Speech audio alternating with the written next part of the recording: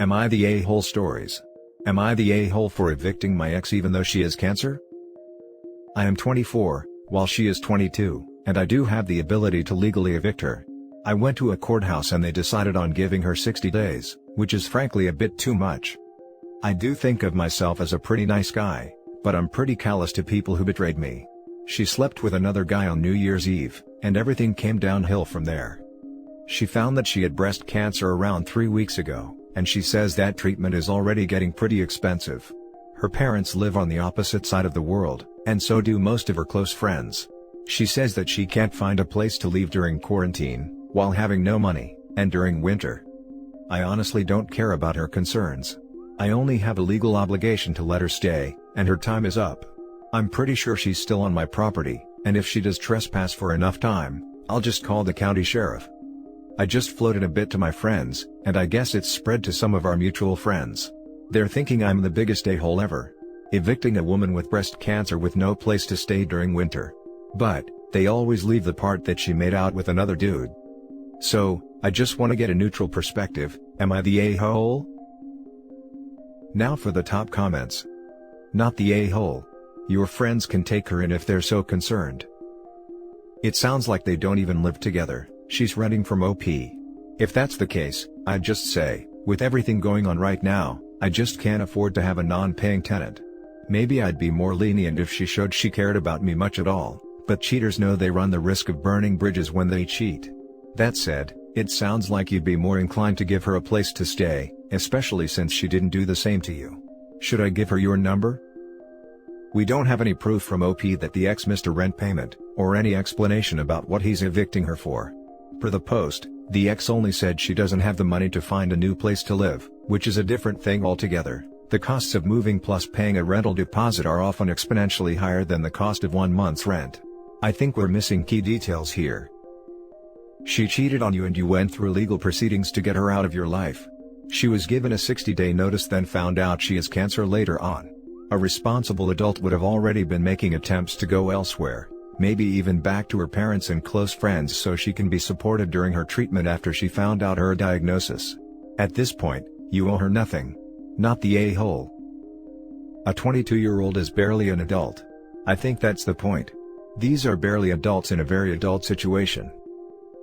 I'm 22 and I promise you, if I were in her shoes, I'd be smart enough to be making arrangements to go somewhere else. Just because we're barely adults doesn't mean we don't have common sense. Not the a-hole. She should have think before she cheated on you. Having cancer or not, having enough money is not your problem. She caused it. What everyone fails to realize, regardless of the cheating, no one owes anyone anything at any point. Just because you date some for any amount of time, doesn't mean you have to float or give beyond what you want to. And I may sound callous, but I'm not just being real. This being an ex, and if this story isn't or is true, you don't have to do anything. And don't let anyone tell you or treat you otherwise. Not the a-hole, by the way. Oh, and 60 days is more than enough time to figure out at least a couch. Now for the next story. Am I the a-hole for not letting my ex-girlfriend see my child? This is a long and painful story. To start, my ex-girlfriend and I lost our son due to sudden infant death syndrome when he was 4 months old. It was traumatic and brutal, and even now I still feel that pain. My ex took it the hardest and the grief really put her in a dark place. She started drinking so much right after he died, refused to get any kind of help even when I tried to push her into going to grief counseling with me. After a year, she was a different person and I couldn't stay in the relationship anymore since she didn't accept help from anyone, and it was clear she wasn't going to change. 8 months after the breakup, I met my now fiancé. A year and a half later, we found out we were having a baby. My ex found out about it somehow and freaked. I was getting constant messages on Twitter, FB, Instagram from her calling me names, because how dare I try to replace our son. It didn't stop there, she was also harassing my fiancé. Telling her I'm not really in love with her and just using her to recreate the family I used to have with my ex. And her, fiancé, child will never replace our child. It was seriously disturbing and I had to block her, plus get her family involved. We didn't hear from her anymore. Our son is barely a year old now, and she contacted me again. This time she was apologizing for her behavior in the past. She admitted she was still hurt over me leaving her and moving on to start a family with someone else. She's asked if I could see her just once to meet my son. That was a shock to me and I had to ask why. My ex says she wants to meet our son's brother and hold him, so she can feel connected to her boy one last time. Honestly, I don't know how I'm supposed to feel about this, but it made me pretty uncomfortable. She says she only wants one meeting and won't bother us again. But with her history, my fiancé and I don't feel like we want our son to meet her at all. She's been asking us repeatedly even after I already said no, and her mom has reached out to me. My ex is very depressed right now it seems. Her mom asks if I could do her this kindness and maybe this will give her some sort of closure. It just doesn't sit right with me. Her family is pressuring me now and my ex keeps begging me to let her have this one thing. Now even my own mom thinks I'm being too paranoid and callous with her. That she's obviously grieving losing her child, and I shouldn't forget this was someone I once loved. So yes, people think we're being too cold not doing my ex this favor and I don't know if we are. Not the a-hole. Please contact her parents or someone who cares about her, she needs professional help, this state of mind is very bad. Meeting your son will probably just push her even further down the rabbit hole. This sounds like the start of a Criminal Minds episode with the ex being a serial killer that kidnaps children. I was just thinking this sounds like how baby kidnappers sometimes start. Not the a-hole. Yes, your ex needs serious help. She's obviously ill. But you aren't her physician or her therapist. Given her past behavior, there's no reason at all you should feel safe or comfortable doing this. She was severely abusive to you and your fiancé. I don't think you're being cold. I think you're being prudent, given all she's put you through. And I am so sorry about your loss. I would go one step further and actually apply for a restraining order.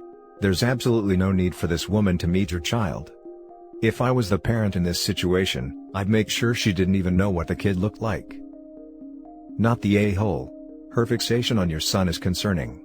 I'm worried her fixation would only deepen if given the chance to meet him. He is not her son, nor a replacement for the child you lost. I would refuse to allow a meeting and would cut all further contact. Your priority must be your son and fiancé's safety and well-being. I don't know why, maybe I've watched too many crime shows, but this just gives me mad bad vibes. I don't know what about it causes them, but I automatically was like she is going to try and take said baby or put it in a dangerous position. It's 100% do not let her near the child. Next story. Am I the a-hole for refusing to move? My, female 42, husband, male 44, and I have been married for 21 years.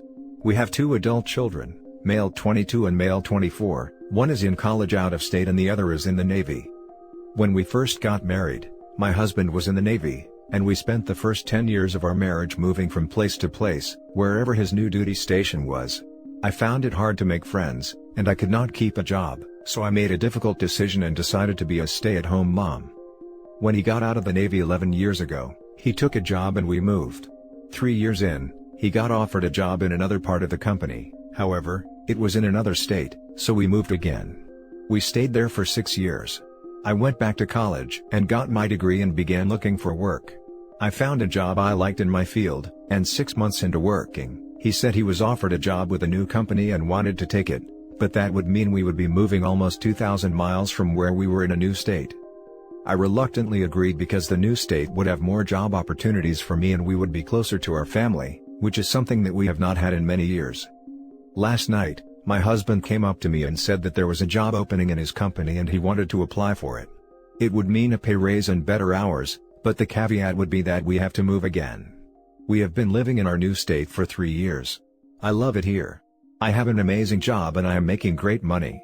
I finally have friends and am able to socialize. I told him that I am not moving again. Anytime we have to move, he always leaves first and I end up being responsible for selling/packing the house, and I am not doing that again. Our son's college is only 2 hours from here, we can see him twice a month. If we move, that means we would have at least a day's drive and would only be able to do that once or twice a year. Now my husband is upset with me and guilt-tripping me because he claims I do not support him. I told him that was BS because I spent most of my life moving from place to place to support his career. He told me that I am selfish, and he is just trying to provide for us. I told him that we are more than comfortable where we are now, and that if he truly wants to take the job, he will be going alone. Am I the a-hole for refusing to move again? Now for the top comments. Not the a-hole. You gave yourself already the answer. You supported his career for 21 years, you gave everything up for him, your social life, your family, even postponed your education. And now, everything is settled, you're doing financially fine too. He accuses you of not supporting him. He should start supporting you for a bit. You did your part, now it's your time to shine. Perfect reply. He obviously has no idea what you have given up and gone through in supporting him, or, he just doesn't care. You're both relatively young, so if he does decide to move, it'll be your decision whether to follow him or not, but by giving up the life you finally have for yourself could cause resentment on your part. Not the a-hole, but I think you may be married to one. Not the a-hole, but I think you may be married to one. This so much. My husband's in a job that may require him to move around, and before we decide on a move, he would insist on factoring in my comfort, proximity to good medical care, I have an autoimmune condition, availability of great schools now that we have a daughter, etc. All that may not have a set monetary value, but they're definitely worth something, or we won't see people spending money to join planned communities. Not the a-hole. Your husband should be discussing each move with you, and it should be a combined decision, especially now that you have a job. His job and offer does not automatically have preference over yours. Did he ever discuss a move with you after he left the Navy? Or was it always we are doing this? I was still on the fence given the history with the Navy, totally understandable needing to move and being used to it. But the fact that he expected you to sell and pack the house every time, is what made up my mind on the judgment. For the post-Navy jobs, I can't believe the companies didn't give him time to settle his affairs and then move. It seems like he took it for granted that you would sell and pack the house every time. That too with little kids when they were younger. I could never imagine being in that situation alone. Stand up for yourself now. It is not too late. Have a conversation about the pros and cons.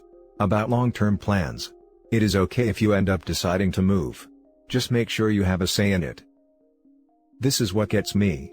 I give a pass for the pieces or whatever they call it in the Navy. He didn't get a say in when or where, but as soon as he got out, there should have been a discussion about long-term goals and plans.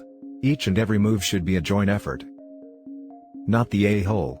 He's become accustomed to always getting it his own way with very little pushback. Now that's not just happening, he's trying to guilt and flip it around on you. Stand your ground.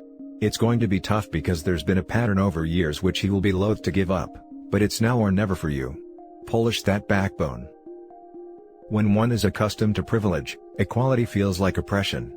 Paraphrasing several dozen people. Post update. I hope that this is allowed. I apologize for not being able to respond to everyone. And thank you all for your kindness and replies. To answer some questions. 1. My husband and I have been together since I was 15 and he was 17. He joined the Navy right after graduation from high school when he was 18 and I was 16, but had to wait 2 years before we could marry. 2. He works for a company that has plants in 15 states. He is currently in middle management, but if he wants to advance his career further, he would need to go to another plant out of state.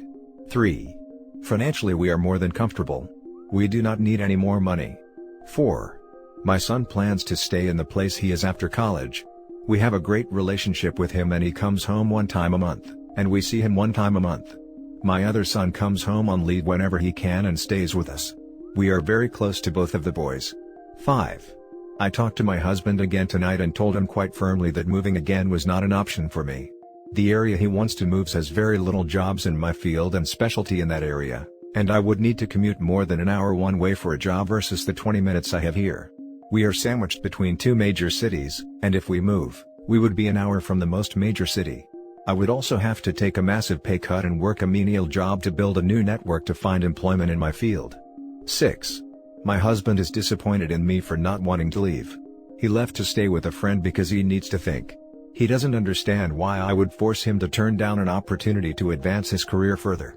I told him to take all the time he needs, but I am not moving again. I said I would revisit the possibility when I am ready for retirement in 15 years, but no sooner. Now for the last story. Am I the a-hole if I put my son's father on child support? So, I'm a first-time mom to a wonderful little boy, too. His father and I haven't been together since before he was born. We had a falling out, and he went to jail. That's a different story though. So, in the span of 2 years my son's father has given me $600, 2 boxes of diapers, a box of wipes, and a bag of used clothes. I've always made sure my son was taken care of. I never asked or bothered him for anything unless I genuinely needed it. I told him I wanted him to start spending time with his son. He said he would take him on weekends. Well, the weekends came and he never showed. It's happened multiple times and it's jeopardized my job. I've reached out and told him that it was unacceptable to ignore his duties as a parent. He never once said that he didn't want to be part of the baby's life. If he did, then I would let that happen. Everything came to a boil this last week, when I asked him for some money to buy my son more clothes. He told me he feels like I'm spending the money on other things, and he no longer is going to give me anything. Instead, he's just going to buy whatever the baby needs and drop it off when he can. I told him I was offended that he would say that since I've given up so much for our son. I told him that by law if he didn't want to pay anything, he needed to take him 50% of the time. Well, it was his turn to take the baby and he ignored me. Went half the week without responding and then said, "I'll give you $300 and take him on weekends. I can't during work since I don't have a sitter. Stop tripping already." I will admit I was irritated with him. I responded back that that wasn't my issue. I work as well and still manage to take care of our son. You've had all week to plan things. I'm done trying to make this work with you. I'm filing with the courts, so this way there's no more issues for us. Well, that sent him off the deep end. He started cursing me out, saying I was damaging his life, and then told me he was going to quit his job, so the baby wouldn't get anything. I told him to do what he felt was best, but I'm going to court. So now I'm sitting here wondering if I may have gone too far? Not the a-hole. Also, if he quits his job, that doesn't mean he won't owe child support. I knew this guy who took a huge pay cut changing jobs, purposely trying to earn less so he could pay lower child support. He was ordered to pay based off his ability to earn the higher wage. You're not doing anything to anybody. If he did what he said he would, you wouldn't have to take the legal avenue. He did this. It's his fault. I know someone who did this and got this exact response from the courts as well. Really screwed up his plan as now he was forced to give more of his take home, and it cut into his booze and bros money. Once I heard that, I cut ties with the guy. If he's going to act like that towards his own kin, then God forbid how he treats others. Not the a-hole. Child support is for your son, not for you. Please file it so that your son has a chance at receiving what he is entitled to. Clearly your ex has no interest in being a father, financially or physically. He would rather quit his job than spend time with or provide for him. That tells you everything you need to know. Do right by your son, and file with the courts as soon as possible. Please also start gathering evidence that may be needed if your ex tries to pursue custody, as I'm genuinely concerned about his ability to care for your child. Keep screenshots of aggressive text messages, keep a log of all the times he said he would spend time with your son and then didn't show up, etc. Open a separate email address, and email everything to it so that you have it kept safe in case you lose your phone or something. Wishing you and your son the best of luck. I never thought of keeping a log. That's a great idea. Thank you so much. Not the a-hole. Thanks for clarifying below. He's very obviously an a-hole, because he is absent and can't even be bothered to contribute the bare minimum. To be honest, you should have taken him to court a long time ago. In my state, it's 50% of the time for him to not pay. I did speak to a couple pro bono lawyers, and that's what I was told. Thank you for your input. And that's it for this video, guys. If you have thoughts to share, leave a comment below. Don't forget to hit like and subscribe if you like this content. I'll catch you in the next one. Good day everyone.